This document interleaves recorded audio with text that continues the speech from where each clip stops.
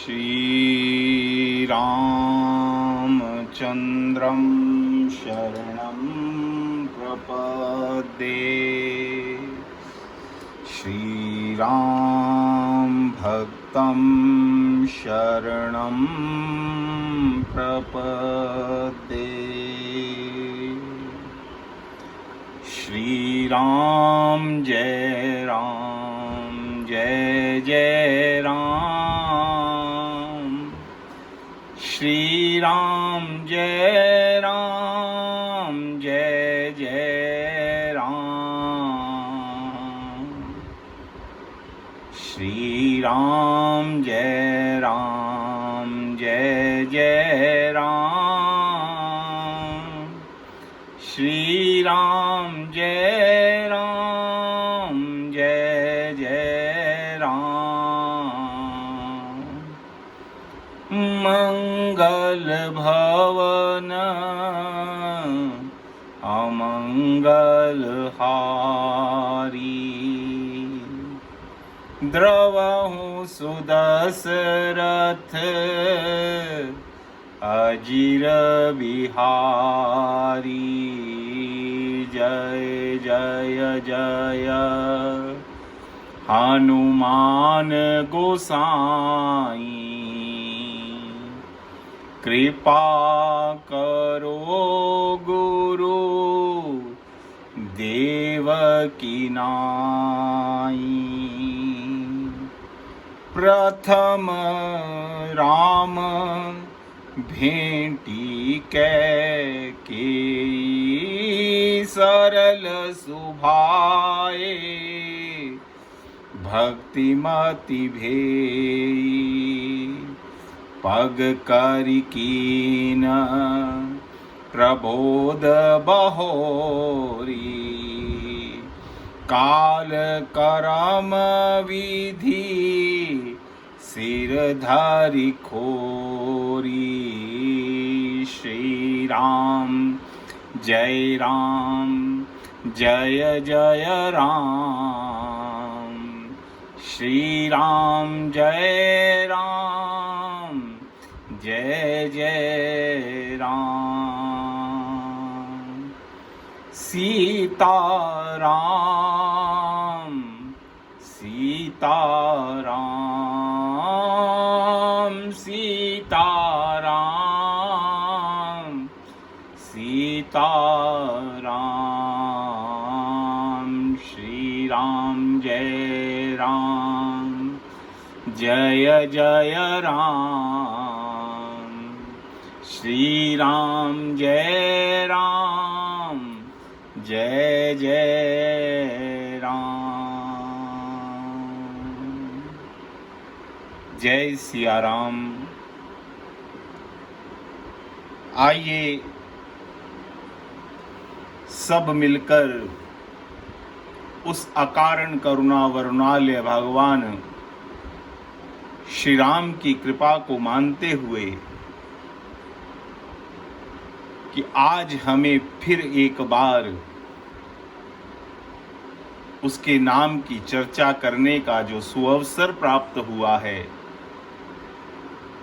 ये केवल और केवल उसका कृपा प्रसाद है। प्रयास से सब कुछ हो सकता है, मगर भगवान के नाम में रुचि नहीं हो सकती। भगवान में रुचि आपके किसी पुरुषार्थ और प्रयास से नहीं हो सकती। ये केवल और केवल हरि के कृपा प्रसाद से हो सकती है। संसार के सब कार्य तो पुरुषार्थ के द्वारा संपन्न होते हैं। उनमें मुख्यतः जो रोल होता है आपके पुरुषार्थ का होता है। भगवान की कृपा भी उसमें कुछ सम्मिलित होती है, मगर भगवान ने विश्व को कर्म प्रधान करके रखा हुआ है कि आप पुरुषार्थ करते रहिए और कर्म का फल पाते रहिए। मगर भक्ति के कार्य के अंदर, भगवान के कार्य के अंदर ये सिद्धांत लागू नहीं होता। केवल और केवल हरि कृपा से हरि नाम में रुचि हो सकती है। केवल और केवल भगवान की करुणा से भगवान की सेवा हो सकती है। जीवन में सत्कार्य हो सकते हैं। जीवन में आपका मन भगवान के पथ पर चल सकता है। हमें नित्य प्रति भगवान का रात को सोते समय और सुबह उठते ही, ये दो काल तो ऐसे हैं कि भगवान का बड़ा विनम्र भाव से भगवान के प्रति हमको कृतज्ञता भगवान को प्रदान करनी चाहिए। भगवान के प्रति कृतज्ञता दिखानी चाहिए। रात्रि को सोते समय मन में ये विचार जरूर उठना चाहिए कि प्रभु आपकी कृपा से आज का दिन भी बहुत अच्छा निकल गया। जो जो कार्य मैं चाहता था वो मेरे कार्य आपकी इच्छा और आपकी कृपा अनुसार पूर्ण हो गए। तो मैं आपका धन्यवाद करके बस अब आपकी गोद में ही शयन करने जा रहा हूँ। रात को सोते समय मन के अंदर ये विचार जरूर आना चाहिए। सुबह उठते ही भगवान को, क्योंकि सोया व्यक्ति और मृत व्यक्ति के अंदर कोई विशेष अंतर नहीं होता। रात कब बीत गई, कहाँ बीत गई, कैसे बीत गई, हमें कुछ भान नहीं होता, कुछ भान नहीं होता। अंतर बस केवल इतना होता है कि मृत व्यक्ति का दिल धड़कता नहीं और सोए व्यक्ति का हृदय काम कर रहा है, और शरीर का कोई अंग उस समय काम नहीं कर रहा होता। मस्तिष्क काम नहीं कर रहा, केवल हृदय की गति आपके शरीर को चलायमान रखती है। आप सुबह उठें तो अचानक ऐसा ही महसूस होता है कि ना जाने कैसे रात बीत गई, क्योंकि आप दृढ़ संकल्प करके सोए थे कि मैं भगवान की गोद में शयन करने जा रहा हूं। तो जब उठेंगे तो आप बहुत तरोताजा उठेंगे, क्योंकि भगवान की गोद में से उठे हैं। उठते ही भगवान का फिर शुक्रिया अदा, भगवान के प्रति कृतज्ञता का भान फिर होना चाहिए कि प्रभु आपका बहुत बहुत धन्यवाद, आपने आज फिर मुझे एक नई सुबह प्रदान की है। कुछ कार्य ऐसे छोटे छोटे हैं जो जीवन के अंदर अगर व्यक्ति अपना ले तो इन छोटे छोटे कार्यों का ही जीव को बहुत बड़ा लाभ मिलता है। उसके जीवन में एक संतोष की, संतुष्टि की अनुभूति होनी शुरू हो जाती है। और संतोष क्या है? संतोष भगवान का ही स्वरूप है। जिसके जीवन में संतोष है उसको और क्या कुछ पाना शेष रह जाता होगा? कुछ शेष नहीं रह जाता भैया। संतोष ही जीवन का लक्ष्य है। जिसके जीवन में संतोष है ना, उसके जीवन में फिर सब कुछ है। अष्ट सिद्धि नव निधि उसको प्राप्त हो जाती हैं जिसके जीवन में संतोष आ जाता है। डोंगरे बाबा कहा करते थे ना, कलिकाल का जीव क्या क्या कर पाएगा। आप गीता प्रेस की जो नित्य क्रम की किताब छपी हुई है, अगर आप उसको उठाकर पढ़ो तो एक दिन में उतने नित्य क्रम कर पाना संभव नहीं नजर आता। उस पूरी किताब को एक दिन में पढ़ पाना ही खाली संभव नजर नहीं आता, कर पाना तो दूर की बात है। और कलिकाल का जीव तो वैसे ही बहुत व्यस्त है, उसके पास तो इन कार्यों के लिए समय ही नहीं है, तो वो कैसे कर पाएगा। तो डोंगरे बाबा एक बात कहा करते थे कि मेरी एक बात मान लो, आप कुछ मत करो, कोई नियम नहीं, कोई व्रत नहीं, कोई जप नहीं, कोई साधन नहीं, बस मेरे कहने से दिन में 2 बार, एक मध्याह्न के समय और एक रात्रि के समय, बस 1-1 मिनट का समय निकाला करो। आपको एक पैसा नहीं खर्च करना, कोई श्रम नहीं करना, किसी प्रकार का कोई पुरुषार्थ नहीं करना, केवल 1-1 मिनट दोनों समय में आपने मेरे कहने पर, डोंगरे बाबा ऐसा कहा करते थे कि मेरे कहने पर 1-1 मिनट, 1 मिनट मध्याह्न में और 1 मिनट रात्रि को सोते समय। दिन में जब मध्याह्न का समय हो, एक समय निश्चित कर लीजिए। आप दिन में 12 बजे का समय निश्चित कर लीजिए कि जैसे 12 बजे आप अपने नेत्र बंद करके 1 मिनट के लिए जहां पर भी बैठे हैं, जिस स्थिति में भी आप बैठे हैं, कुछ विचार करने की जरूरत नहीं कि मैं कहां पर बैठा हूं। बस 1 मिनट के लिए अपने नेत्र बंद कीजिए, मन को नियंत्रित कीजिए और मन के साथ एक बार अयोध्या जाइए। कोई टिकट नहीं कटवाना, कोई रेलगाड़ी में रिजर्वेशन नहीं करवाना, कोई पैसा खर्च नहीं करना, मन से जाना है भैया, अपने मन को लेकर जाना है। 1 मिनट के लिए अयोध्या जाइए और मां कौशल्या और राजा दशरथ को, उस राजा और रानी को जिनके यहां भगवान राम दिन में, दोपहर में, मध्यकाल में प्रकट हुए थे, उनको बधाई देकर मन से कि इसी समय में आपके यहां राम जैसा पुत्र ने जन्म लिया था, अवतरित हुए थे राम, मैं आपको हृदय से बहुत बहुत बधाई देता हूं। बस यह कहकर और लौट आइए, अपने काम में लग जाइए, पूरा दिन अपना काम कीजिए।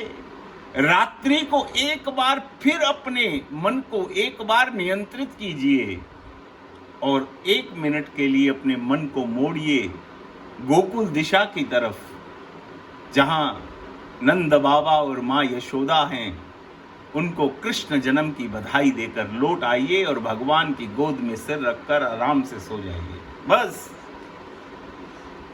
डोंगरे बाबा ने तो अवधि भी निश्चित की थी कि आप 40 दिन ऐसा कर लीजिए मेरे कहने पर, आपको जीवन में बहुत बड़ा परिवर्तन नजर आएगा। मगर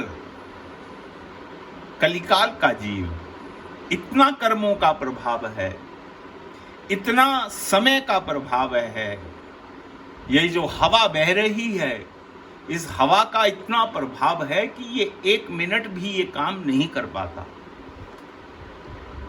आदमी हर समय अपनी क्रियाओं से बंधा हुआ है, क्रियाओं से बंधा हुआ है। उसका मन हर समय चिंतित, व्याकुल, सोच में, या तो वो भूतकाल में रहता है, या वर्तमान में रहता है, या भविष्य में रहता है। ये 3 ही तो काल हैं भैया, और 3 तरह की वृत्तियां हैं जिन्होंने सबसे ज्यादा जीव के मन के ऊपर अपना डेरा डाल रखा है। वे हैं काम, क्रोध और लोभ। तुलसीदास जी ने इन तीनों वृत्तियों को बात, किफ, कफ और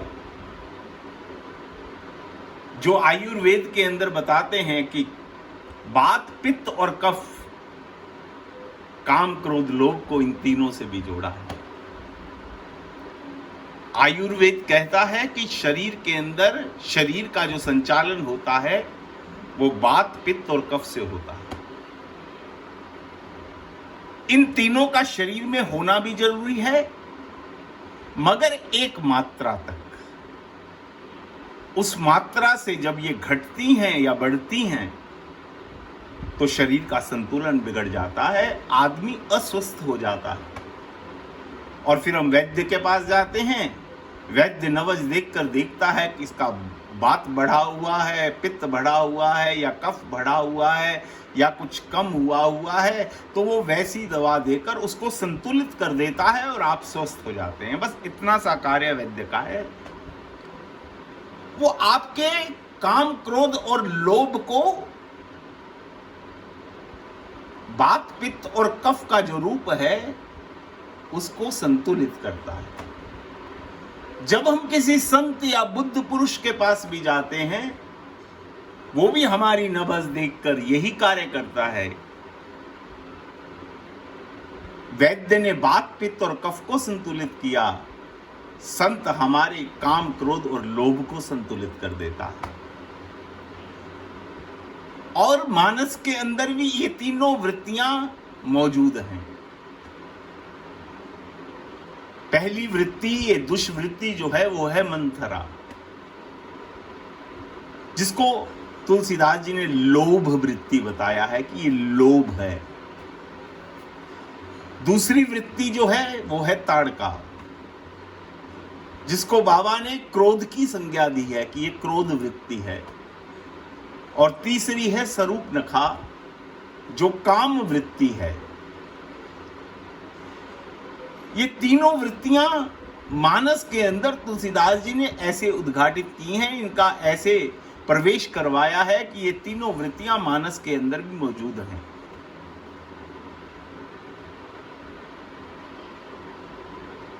और इन तीनों वृत्तियों का काल से कैसे तुलसीदास जी ने जोड़ा।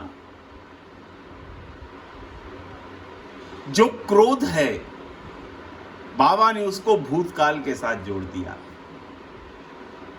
कि क्रोध का सदैव सदैव जो जुड़ाव है वो भूतकाल के साथ रहता है। हमारे को पिछली बातें सोच सोच कर क्रोध आता रहता है। उसने इस समय में ऐसा कर दिया था, उसने इस समय में मुझे ऐसा कहा था। भूतकाल के बारे में सोच सोच कर हम क्रोधित होते रहते हैं।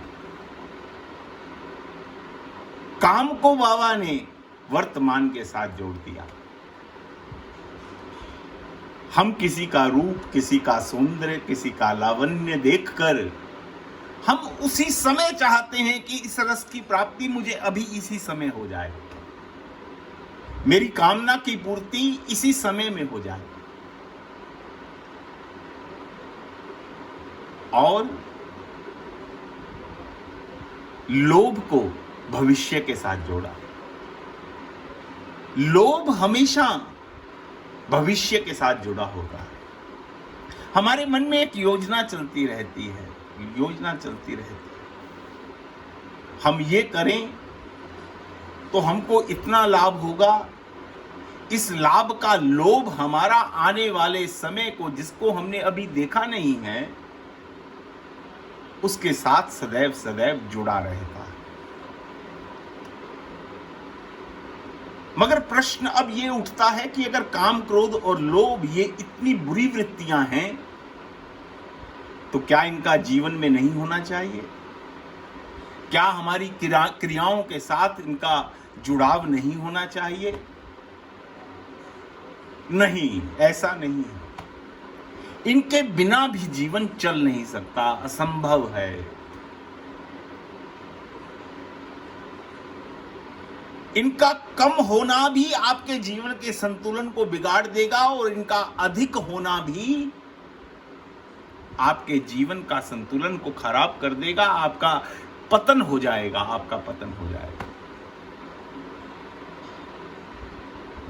जीवन में बहुत अधिक लोभ आने लगे ना, एक मात्रा तक ही सब कुछ ठीक है। भगवान राम शबरी को भक्ति, जब नवदा भक्ति दे रहे हैं, तो छठी भक्ति को जरा याद कीजिए। छठ दमशील बिरत बहुकर्मा, निरत निरंतर सज्जन धर्मा। उस समय भगवान राम शबरी को कह रहे हैं कि ये भी एक भक्ति है। जो अपनी इंद्रियों को सदैव सदैव नियंत्रित रखता है। नियंत्रण होना बहुत जरूरी है। आपकी कार बहुत बहुत सुंदर है, बहुत अच्छी है, महंगे से महंगे ब्रांड की कार में आप बैठे हैं, स्पीड उसकी साहब जितनी आप चाहते हैं, एक्सीलेटर दबाते ही वो गाड़ी हवा से बात करती है, उसके अंदर सब कुछ मौजूद है। मगर आप विचार कीजिए, अगर उसमें एक चीज ब्रेक ना हो तो क्या होगा? एक क्षण में हमारा पतन हो जाएगा, एक क्षण में हमारा पतन हो जाएगा। स्पीड होना बुरी बात नहीं थी, गाड़ी का अच्छा होना बुरी बात नहीं थी, मगर इनके साथ साथ उसके अंदर नियंत्रण होना बहुत जरूरी है, बहुत जरूरी। युद्ध के अंदर पुराने समय में घोड़ों का, ऊंट का इस्तेमाल किया जाता था, मगर आप कभी भी देखोगे हाथी का इस्तेमाल युद्ध में नहीं किया जाता। उसका कारण है, घोड़े का नियंत्रण भी घोड़े को चलाने वाले के हाथ में होता है, और कोई भी जानवर हो उसका नियंत्रण चलाने वाले के हाथ में उसकी नकेल हुआ करती है, मगर हाथी को आप नकेल नहीं डाल सकते। हाथी का नियंत्रण, हाथी के ऊपर जो महावत बैठा है उसके हाथ में नहीं होता भैया, इसलिए हाथी का इस्तेमाल नहीं किया जाता। चीज वही अच्छी है जिसका नियंत्रण आपके हाथ में हो। राजा दशरथ की भी 3 रानियां हैं, एक ज्ञान है, एक भक्ति है और एक क्रिया है। क्रिया कैकेयी नरेश की बेटी है, जिसके अंदर सात्विक अभिमान मौजूद है। कैकेयी उसके द्वारा पैदा हुई उसका रज है, उसका वीर्य है, उसका खून है, तो उसके अंदर भी पिता के द्वारा ये गुण उसको जन्म से मिला है कि उसमें भी सात्विक अभिमान है, सात्विक अभिमान मौजूद है। मगर भगवान राम, हम कल चर्चा कर रहे थे कि वन जाते समय कैकेयी से 2 बार मिलते हैं। कैकेयी चित्रकूट पहुंचती है तो सबसे पहले राम कैकेयी से मिलते हैं, हृदय से लगाते हैं, फिर चरणों में गिरते हैं, उसके बाद कौशल्या से मिलते हैं, उसके बाद सुमित्रा अम्बा से मिलते हैं। किसी ने पूछा भगवान से कि भगवान ये तो कोई मर्यादा ना हुई, आपको प्रथम माँ कौशल्या से मिलना चाहिए था। एक तो वो सबसे बड़ी हैं, दूसरा आपको जन्म देने वाली हैं, इसलिए अधिकार तो माँ कौशल्या का बनता था। राम कहते हैं होता होगा ये, मगर हमारे सूर्यवंश में ऐसा नहीं होता। हमारे सूर्यवंश में तो राजमाता बड़ी होती है, और ये राजा भरत की माँ है। इस समय अयोध्या का राजा भरत है, और उसको जन्म देने वाली माँ जो कैकेयी है वो राजमाता है। तो वो चाहे छोटी है चाहे वो बड़ी है, मगर सूर्यवंश के अंदर राजमाता ही सबसे बड़ी होती है, और उसी का अधिकार पहले बनता है। इसलिए मैंने सबसे पहले माँ कैकेयी को प्रणाम किया। कुछ लोगों के हृदय के अंदर सदैव ये भावना बनी रहती है कि मैं कहीं भी जाऊं, मैं 50-100 लोगों की कोई सभा है उसके अंदर जा रहा हूं, वहां पर सब लोगों का बहुत सम्मान होता है, सबको सम्मानित स्थान बैठने को मिलता है,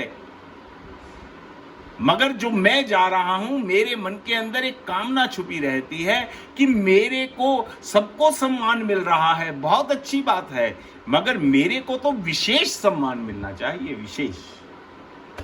मैं जाऊं, 2 लोग मुझे लेने आए, मुझे सबसे आगे बिठाएं, मेरा 2-4 बार नाम का उच्चारण हो, मेरे नाम के साथ तालियां बजें।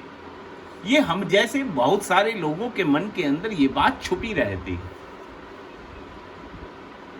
मां कैकेयी के हृदय में भी ये बात शायद है, क्योंकि सात्विक अभिमान कैकेयी नरेश से लेकर आई है।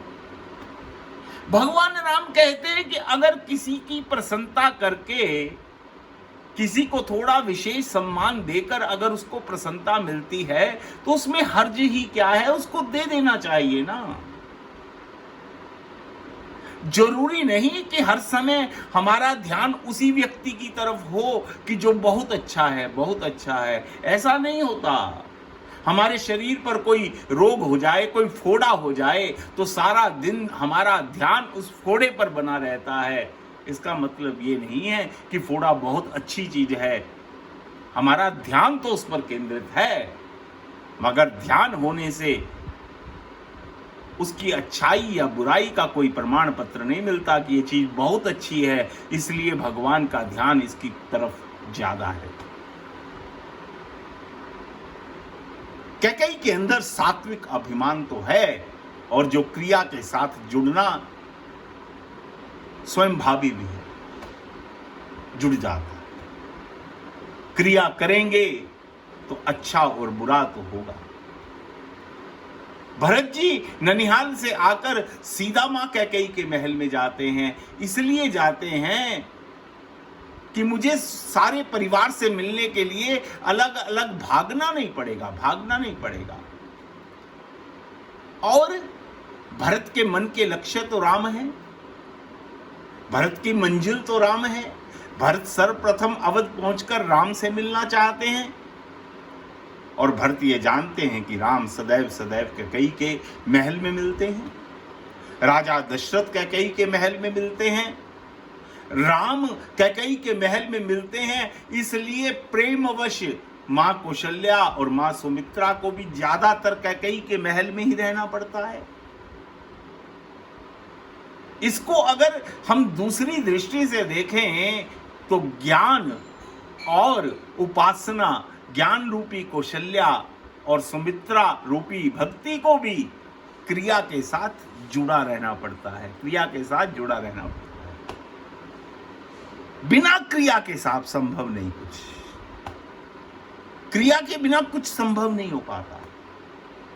क्रिया तो जीवन में करनी ही पड़ेगी, क्रिया से हम भाग नहीं सकते। मगर इस क्रिया के अंदर कमी क्या है? हम बार बार कहते तो हैं कि कैकेयी सात्विक क्रिया है, मगर सत्कर्म करते करते करते करते इसमें बाकी जो दो और हैं, रजोगुण और तमोगुण, उनको आते भी भैया देर नहीं लगती। जब आदमी सद्गुण करता है, सत्कार्य करता है, तो रजोगुण तो प्राय उसके अंदर उत्पन्न हो ही जाता है, अहंकार तो उत्पन्न हो ही जाता है, रजोगुण तो उसके अंदर आ ही जाता है। और जब रजोगुण आ जाए, अहंकार उत्पन्न हो जाए, तो आदमी तमोगुण की तरफ बढ़ता चला जाता है। इसलिए भगवान सोचते हैं कि किस प्रकार मां कैकेयी के अंदर जो ये थोड़ा सा भी सात्विक सतोगुण, ये सात्विक जो है बुराई है, अहंकार है, इसको किस प्रकार से मिटाया जाए, भगवान राम विशेष ध्यान रखते हैं। कैकेयी नरेश ने दो बुरी चीजें कैकेयी को दे दी, दो बुरी चीजें दी। एक तो जन्म से ही कैकेयी के जीवन के अंदर यह कमी दे दी कि सात्विक अभिमान है। दूसरा, जाते जाते विदा करते समय साथ में मंथरा दे दी, मंथरा को साथ दासी बनाकर भेज दिया। मगर मंथरा तब तक कुछ बिगाड़ नहीं पाई जब तक कैकेयी ने मंथरा को पीछे रखा। लोभ क्रिया के पीछे पीछे चलता रहे तो कोई नुकसान नहीं पहुंचाता भैया। कैकेयी ने कभी बहुत ज्यादा मंथरा की तरफ ध्यान नहीं दिया, कभी बहुत ज्यादा। और दूसरा कारण क्या था? मंथरा की चतुराई अवध में इस कारण से भी चल नहीं पाई कि लखनलाल जी का मंथरा के ऊपर बहुत नियंत्रण है, बहुत नियंत्रण है। जब भी देखते हैं कि मंथरा के अंदर ये कमी इस समय आई हुई है, उसी समय उपचार कर देते हैं लखनलाल जी मंथरा का। उसी समय एक मर्यादा की रेखा में रखते हैं मंथरा को, जानते हैं मंथरा के स्वभाव को कि ये कुमति है, इसका अवध में प्रवेश तो हो गया, मगर इसका नियंत्रण रखना अब मेरा काम है। और लक्ष्मण रेखा तो बहुत प्रसिद्ध है साहब। लक्ष्मण तो जो मर्यादा की रेखा खींच दे उसको रावण नहीं लांघ पाता, मंथरा की तो औकात ही क्या है।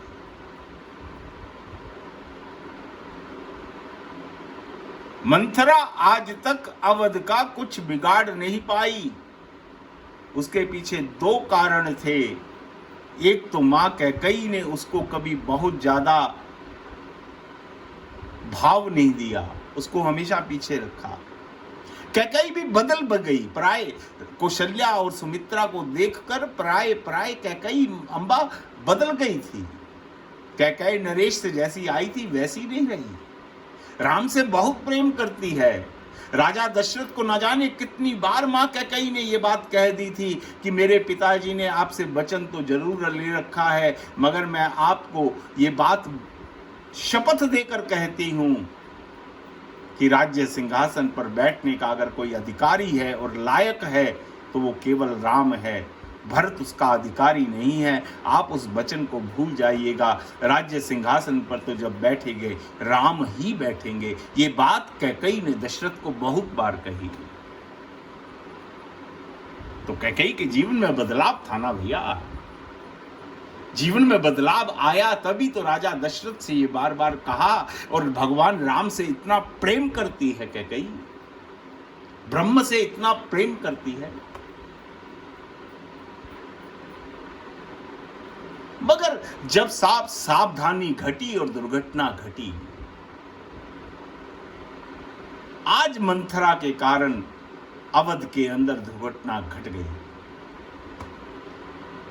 उस दिन दोनों चीजों की कमी हो गई।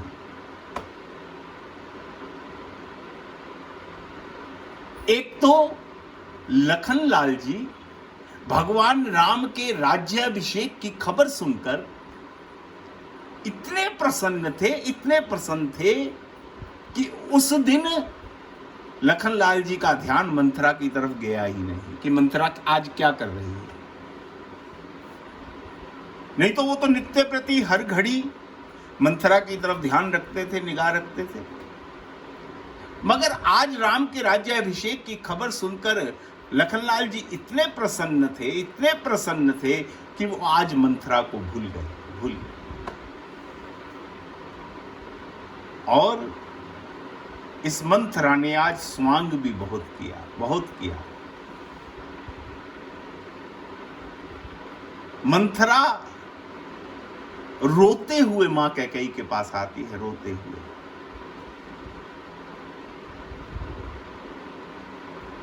रोते हुए जब आती है तो मां कैकेयी प्रथम प्रश्न क्या करती है कि मंथरा से क्या कहती है, क्या विनोद करती है? क्या लखनलाल ने आज भी तुम्हारा शासन किया है? क्या लखनलाल ने आज तुमको क्या कह दिया? तूने ऐसा क्या कार्य किया जो आज फिर रोती हुई आई है? मगर मंथरा कहती है नहीं, तू बहुत भोली, तू जानती नहीं कुछ। देखो ये सत्य भी है, अभी तक कैकेयी को मालूम भी नहीं था। उसके पीछे भी कारण था। राजा दशरथ की गलती थी, राजा दशरथ की आसक्ति थी। राजा दशरथ ने दासियों के माध्यम से मां कौशल्या और मां सुमित्रा को तो संदेश भिजवा दिया कि कल राजा राम युवराज बनेंगे, मगर कैकेयी को संदेश नहीं भेजा, क्योंकि मन में कैकेयी के प्रति आसक्ति है। उस समय राजघरानों के अंदर यह रिवाज हुआ करता था कि कोई भी शुभ संदेश लेकर आए उसको मुंह मांगा इनाम दिया जाता था। और जो ये दासियां भी मां कौशल्या और मां सुमित्रा के पास समाचार लेकर गई हैं, तो तुलसीदास जी लिखते हैं कि इन्होंने मुंह मांगा इनाम मां कौशल्या और मां सुमित्रा से पाया है। राजा दशरथ के मन में भी यही आसक्ति, यही काम वासना छुपी हुई थी कि कैकेयी के पास तो संदेश मैं खुद लेकर जाऊंगा।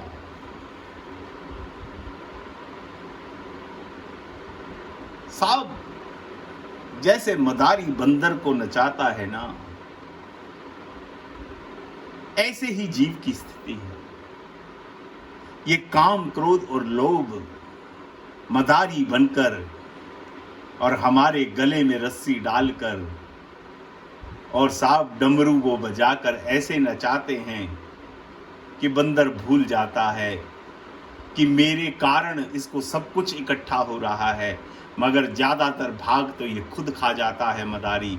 मेरे को तो बस भरपेट जिससे मेरा शरीर चलता रहे उतना ही खाने को देता है, मगर उसको नाचने का संकोच समाप्त हो जाता है क्योंकि वो मदारी की रस्सी से बंधा हुआ है। हम भी अपने जीवन को देखें, हम भी अपने आप को अगर देखें तो ऐसा नहीं लगता कि हम भी इन काम, क्रोध और लोभ की रस्सी से ऐसे बंधे हैं कि हमको ये जैसे नचाता है हम वैसे ही नाचते जा रहे हैं। राजा दशरथ भी यही गलती खा गए साहब। आसक्ति मन में काम वासना कैकेयी के प्रति, कैकेयी के सौंदर्य के प्रति। राजा दशरथ और फिर समय कौन सा चुना? रात्रि का समय चुना, जब काम वासना और अधिक प्रज्वलित होती है।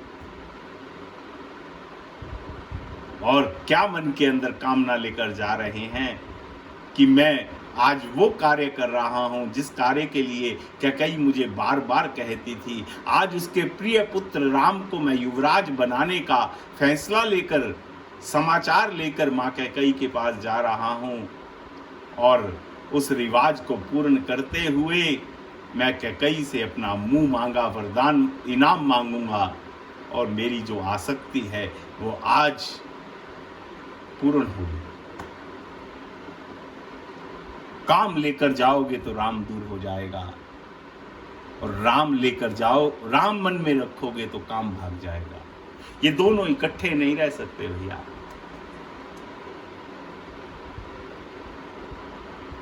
भरत जी भी आए हैं, कैकेयी ने सोने का थाल सजाया है, आरती उतारने लगी है। बड़ी प्रसन्नता से भरत आरती उतरवाए भी जा रहे हैं, मगर आंखें राम को ढूंढ रही हैं। पूरे महल में कोई नजर नहीं आ रहा। आज तक ऐसा कभी नहीं हुआ था कि कैकेयी के महल में कोई ना हो। पूरा परिवार सदैव सदैव कैकेयी के महल में एकत्रित रहता था, मगर आज परिवार का एक भी व्यक्ति कैकेयी के महल में नहीं है। राजा दशरथ तो प्राण ही दे चुके हैं, मां कौशल्या और मां सुमित्रा अपने अपने महल में हैं, राम, लखन और जानकी वन में जा चुके हैं। दिखाई कौन देगा? कैकेयी अपनी गाथा सुनाती जा रही है, भरत का उन बातों की तरफ ज्यादा ध्यान नहीं है। कैकेयी अपनी प्रशंसा की जा रही है कि मैंने तो सारी बात संवार ली थी, मगर विधाता ने बीच में कुछ। देखो, क्रिया करने वाला व्यक्ति कितना चतुर होता है, कितना चतुर होता है। यही बस क्रिया की बुराई है। क्रिया जब करती है तो उसका इनाम तो, उसके फल तो दो ही होंगे, या काम अच्छा होगा या बुरा होगा। मगर जीव चतुर इतना है, चालाक इतना है, जब अच्छा होता है तो वो कहता है कि सारी बात मैंने बना ली, और जब बिगड़ जाए बात तो कहता विधाता ने इस बात को बिगाड़ दिया। बस ये तो क्रिया का दोष है। क्रिया करने वाले का यही दोष है। यही कैकेयी ने भी यही दोष किया। कैकेयी कहती है कि मैंने सारी बात संवार ली थी, मगर बीच में विधाता ने राजा दशरथ के प्राण जाने से कुछ बात बिगड़ गई। राजा दशरथ, भरत का अब ध्यान गया मां कैकेयी की बातों की तरफ कि इतनी बड़ी बात मां कैकेयी इतनी सहजता से कह गई। सोने की आरती लेकर, थाल लेकर मेरे समक्ष खड़ी है और इस बात को बता रही है। मां कैकेयी की क्रिया को देखकर भरत अचंभित हो गए। ये कौन सी क्रिया, ये कौन सा रूप? आज नया रूप देखा भरत ने कैकेयी का। मौन हो गए, मौन मौन, कुछ बोल नहीं पा रहे, गला रुद्ध गया, शब्द रुक गए, दिमाग ने काम करना बंद कर दिया। कुछ संत तो ऐसा कहते हैं कि अगली खबर जब सुनी कि राम और लक्ष्मण और जानकी के लिए मैंने 14 वर्ष का वनवास मांगा और वो वन को चले गए, इस दुख के कारण राजा दशरथ ने प्राण त्याग दिए। तो कुछ संत कहते हैं ये खबर सुनकर तो कुछ देर के लिए भरत जी मूर्छित होकर गिर गए।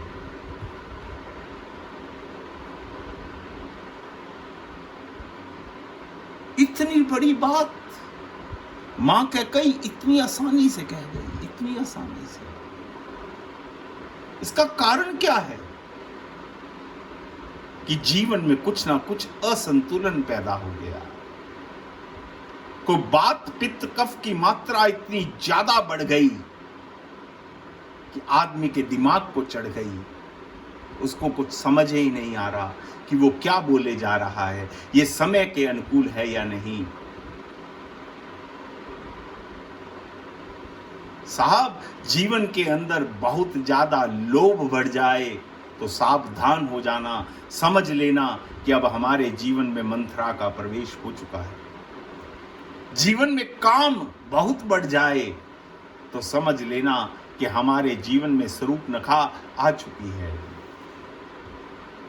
और ये शूर्पणखा क्या कार्य करती है? ये जानकी जी को ही मारने को दौड़ी कि जानकी को मार दूं, यही विपदा की जड़ है। इसके कारण ही मेरी काम की पूर्ति आज हो नहीं पा रही। जानकी जी को मारने को दौड़ती है। जानकी कौन है? भक्ति है। और जब शूर्पणखा काम का हमारे जीवन में प्रवेश होता है तो भक्ति की हत्या हो जाती है।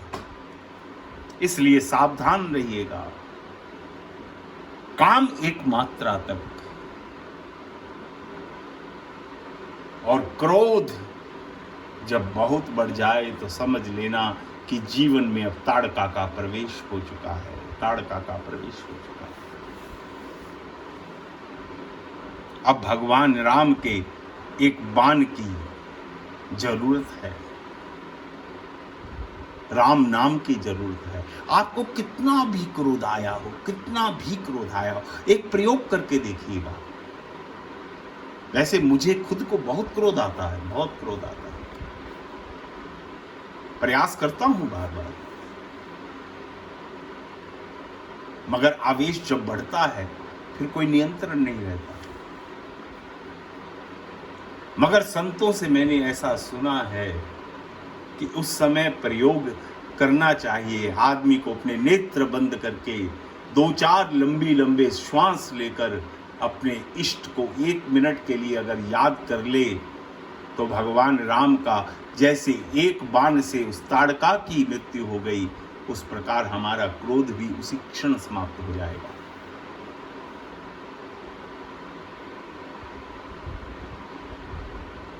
सावधान रहने की जरूरत है। ये जीवन बहुत अमूल्य है। ये वृत्तियां हमारे जीवन का पतन किए जा रही हैं, खराब किए जा रही हैं, इनको नष्ट किए जा रही हैं। इनको एक मात्रा के अंदर लोभ हो तो एक मात्रा के अंदर। 8वीं भक्ति बताई भगवान राम ने, 8म जथा लाभ संतोषा। जितना मिल जाए उसमें संतोष जीव करिए, जितना मिल जाए।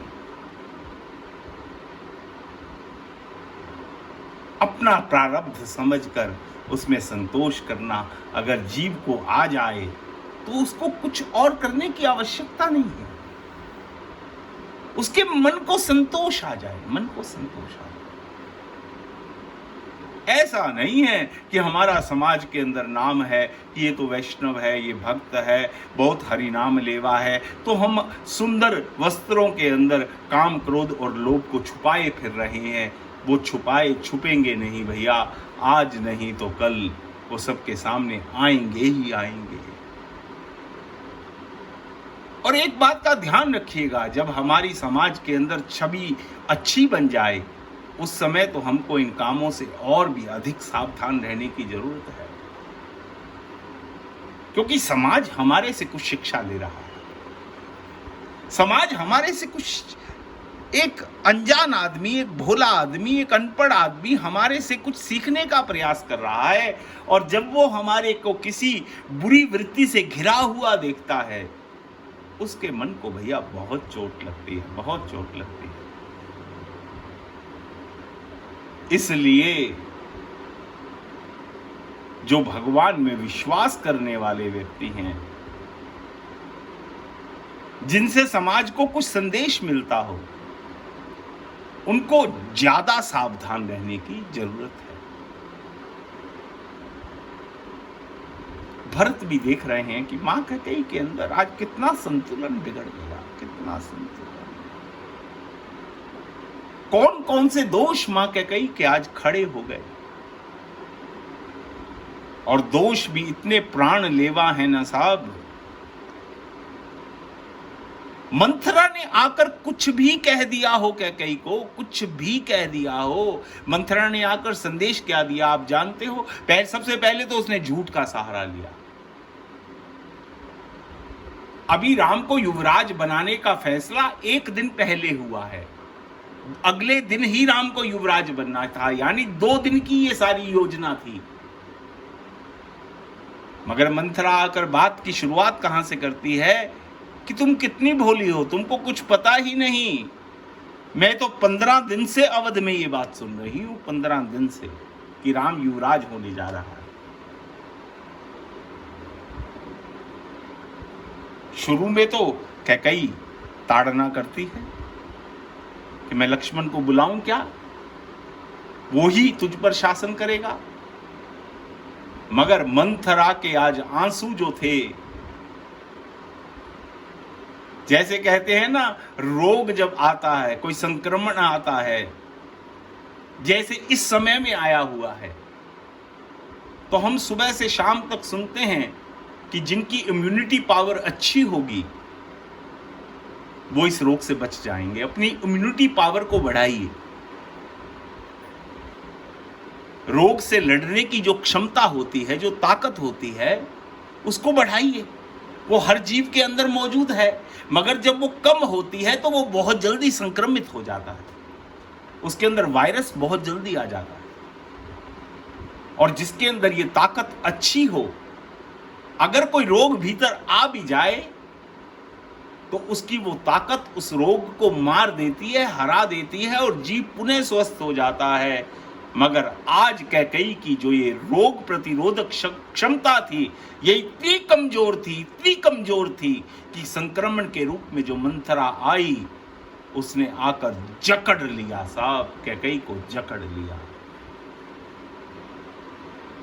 जिस मंथरा को कैकेयी शासन करती थी, पीछे रखती थी, आज बेचारी मंथरा कहकर संबोधित करती है, और भरत को कहती है भला हो इस बेचारी मंथरा का, जिसने मेरा सहयोग किया, इसके कारण मैं ये सारा कार्य कर पाई। साहब, शत्रुघ्न ने जैसे सुना, आगे तो लक्ष्मण शासन करता था, आज तुलसीदास जी ने ये शब्द इस्तेमाल किया कि आज लखनलाल जी तो नहीं है, मगर लखन का छोटा भाई तो मौजूद है ना। लखनलाल जी का छोटा भाई आज इस मंथरा का शासन करता है, मंथरा का शासन ऐसा पीठ पर वार करता है साहब। आगे से तो ये मंथरा बहुत सीधी नजर आती है, मगर पीछे से बहुत टेढ़ी है। इसके टेढ़ेपन को शत्रुघ्न तोड़ देता है, उसके कुबड़ को तोड़ देता है। लोभ का कुबड़ टूटना ही चाहिए भैया, टूटना ही चाहिए। और कौन तोड़ेगा? 4 ही तो पदार्थ हैं, धर्म, अर्थ, काम और मोक्ष। और ये चारों पदार्थ राजा दशरथ को 4 पुत्रों के रूप में मिले हैं। भगवान राम साक्षात धर्म हैं।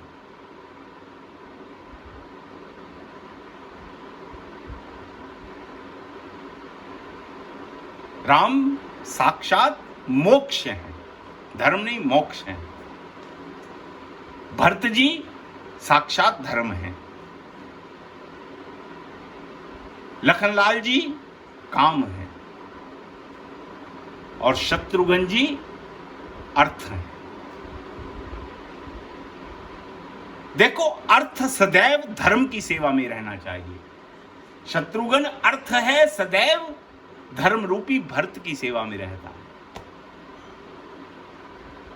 और ये दोनों मिलकर, जब ये दोनों मिल जाएं तो मोक्ष की प्राप्ति हो जाती है, भगवान की प्राप्ति हो जाती है।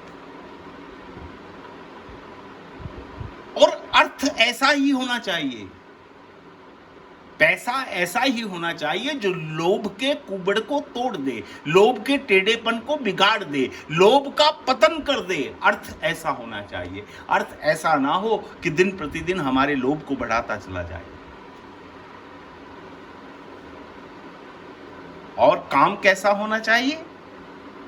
जो काम रूपी स्वरूप नखा के नाक और कान को काट दे साहब, उसकी अधिकता हमारे हृदय में कभी बढ़ने ना दे। मैंने पहले कहा आपको कि स्वरूप नखा काम है और मंथरा जो है वो लोभ है और ताड़का क्रोध है। क्रोध को स्वयं राम मारते हैं, स्वयं मोक्ष उसको देते हैं। मोक्ष मोक्ष ही देता है। मगर कितना सुंदर ये अर्थ है अवध के अंदर, कितना सुंदर समृद्धि है अवध की कि यही लोभ के ऊपर शासन करता है।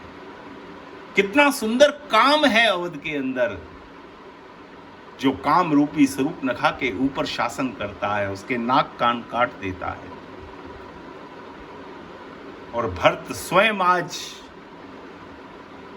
देखते हैं कि कैकेयी का संतुलन बहुत बिगड़ गया। कैकेयी तो बहुत ज्यादा अस्वस्थ हो गई। कैकेयी को तो साहब कफ ने जकड़ लिया, उसकी छाती को जकड़ लिया। और जब कफ छाती को जकड़ लेता है साहब, जिसको हम कहते हैं कि इसका निमोनिया तो बिगड़ गया, फिर उसका बचना संभव नहीं होता। भरत ने भी सोच लिया कि अब माँ कैकेयी बच नहीं पाएगी। माँ कैकेयी का रोग तो इतना ज़्यादा बढ़ गया, इतनी ज़्यादा संक्रमित हो चुकी है। तो साहब इतनी कड़वी दवाई दी, इतनी कड़वी दवाई दी भरत ने कि उसी समय पहली खुराक के अंदर ही कैकेयी का इलाज होना शुरू हो गया। और कैकेयी इतनी शुद्ध हो गई, इतनी शुद्ध हो गई पुनः, कि पूरी जिंदगी गलानी के पश्चाताप के अंदर जलती रही कि मुझसे ये क्या हो गया। बुरा और अच्छा काम तो सबसे होगा, मगर बुरा काम करके भी हम उस बुराई को छुपाते हैं, मानने के लिए तैयार नहीं होते। बुरा काम होगा, मगर होने के बाद उसका पश्चाताप और उसकी गलानी होनी आवश्यक है, जो कैकेयी ने की। और कैकेयी शुद्ध हो गई, कैकेयी फिर पूज्य हो गई। और कैकेयी के राम जब वनवास काट कर आए अवध में, सब उस सरयू नदी के तट के ऊपर भगवान राम से मिलने के लिए भागे आ रहे हैं। दोनों माताएं भी आई हैं, माँ सुमित्रा भी आई है, माँ कौशल्या भी आई है, गुरुदेव वशिष्ठ स्वयं आए हैं, भरत शत्रुघ्न आए हैं, राजा के मंत्री सुमंत आए हैं, एक एक अवधपुर वासी आया है। साक्षात लक्ष्मी समृद्धि अवध के द्वार पर खड़ी राम का स्वागत कर रही है। मगर राम की दृष्टि माँ कैकेयी को ढूंढ रही है, मगर कैकेयी के अंदर आंख मिलाने की हिम्मत नहीं थी। कैकेयी उस समय कहते नहीं आई और भगवान राम सबसे जल्दी में मिलकर माँ कैकेयी के महल की तरफ भागे चले जा रहे हैं और जाकर माँ कैकेयी को हृदय से लगाते हैं और माँ कैकेयी के चरणों में गिर जाते हैं और माँ से कहते हैं कि माँ देख, तेरे कारण आज मेरी कितनी जय जयकार हो रही है। अगर तू मुझे वन में ना भेजती तो मैं कैसे रावण को मारता, कैसे इस धरती को राक्षसों से विहीन करता और कहाँ से आज तेरी इस पुत्र की जय जयकार होती। भगवान ने सारा यश माँ कैकेयी की झोली में डाल दिया और माँ कैकेयी जो गलानी की उस नफरत की आग में जले जा रही थी, भगवान राम को छाती से लगाकर उसकी अग्नि में भी कुछ शांति उसने प्राप्त की, उसकी अग्नि भी कुछ शांत हुई। ऐसे हैं भैया कैकेयी के राम। इसलिए जीवन के अंदर सब कुछ मौजूद है, सबके यहाँ मौजूद है, मगर नियंत्रण होगा हरि कृपा से। प्रयास करते रहिए, जरूर कामयाबी मिलेगी। बस भगवान का नाम जितना समय लगे प्रेम से एक एक बार राम कहा ही बहुत होता है, बहुत होता है।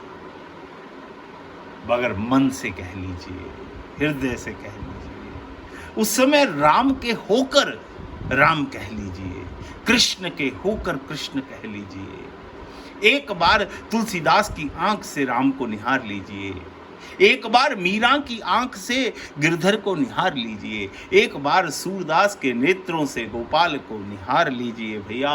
बस इतना सा तो काम है, इससे अधिक कुछ और नहीं। अपना ध्यान रखिएगा, स्वस्थ रहिएगा, परिवार का ध्यान रखिएगा और विश्व मंगल हेतु गोविंद के चरणों में निरंतर कामना करते रहिएगा कि हे गोविंद, आपकी कृपा पूरे विश्व पर बनी रहे। पूरा विश्व हमारा है, हम सनातन संस्कृति के पथिक हैं, जिसमें वासुदेव कुटुंबकम की बात होती है। यहाँ ना कोई अपना है, ना कोई पराया है, सब अपने हैं। सब स्वस्थ रहें, सब प्रसन्न रहें। बस इसी कामना के साथ मेरी आपको जय सिया राम।